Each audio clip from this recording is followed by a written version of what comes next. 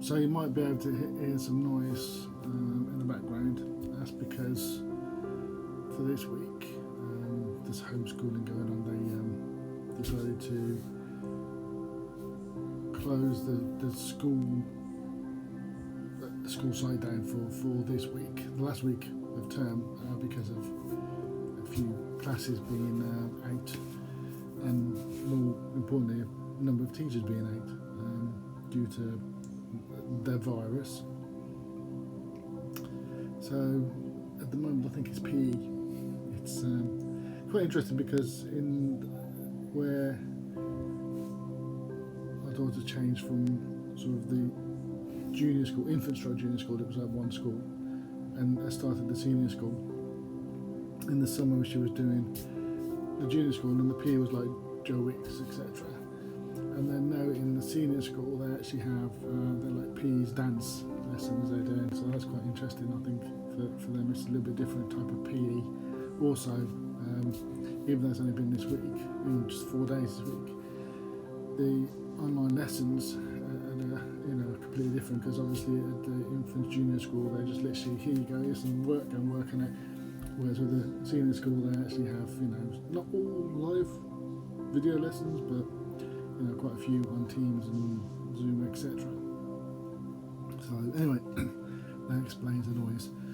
I've also got a froggy throat, but if you watch any of my videos, you know that I get quite often. I actually have something wrong with my throat, and I get lots of phlegm affecting me. So it's nothing to do with any virus. It's just the way I am constantly. So yeah, I don't think I've done a video this week. Certainly not through this app, BigVu, and I think I did a live on my Huawei D14, only because people kind of did a video before, and people were like, with the camera being where it is, can you see the hands when you're typing? And I was like, well, yes, you can. And a few people said that on it. But I wanted to do an example video just to kind of say, look, this is what it looks like when you're typing away. It's literally like, you see that sort of thing. I'm trying to do it from this angle because I'm on my iPad. So if you're typing away, like I'm typing away here, you can't see it, but with that you can. It's quite distracting, and I wanted to kind of give an example of that so people can see. Yeah, it is. That was the last one I did. To be honest, this week my daughter's using it for a school day anyway, so when they're doing videos, it is just a video, and they're writing books, so it doesn't make much difference. I'm just fidgeting, so I've got a little spinner. Always like these, just one line around, because I'm a fidgeter, always have been. So yeah, what else? So yeah, I'm still working from home, just on a bit of a lunch break at the moment. Quite interesting. I'm kind of where I've done development in the past. They've been kind of very big systems, and they're most of them were written in C, C++. I spent a few years out doing other stuff like Scrum Master and stuff, and then I went back into just doing pure development. This what I love, to be honest, development, and it was C#, and then now I'm working with Java, which is not something I've worked a lot with for quite a number of years. In fact, I think some of the people I'm working with, last time I actually did a proper Java project, they were probably in infant school, maybe junior school, because we're talking probably about 15 years ago.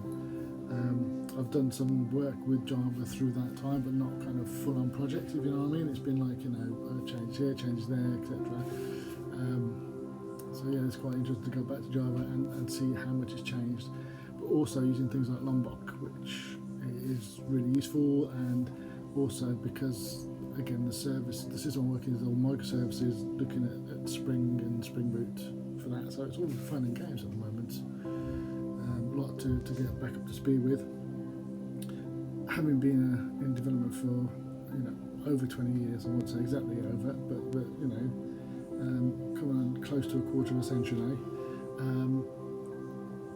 Looking at the code, it's not alien. It's, even though it's a language I haven't used a lot of in the past 15 years, it's still very readable and understandable. But that's because I've been doing this for a long time.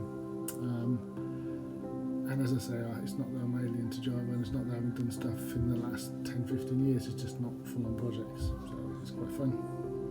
So yeah, that's all interesting. The Spring Boot's quite interesting because obviously I've done MVC stuff in C# and doing MVC stuff and RESTful APIs and stuff in Spring is interesting. It's slightly different, but also, as I say, writing microservices, because where I've done MVC in the past, they've not really been what I'd call microservice systems. For a start, they all shared a database.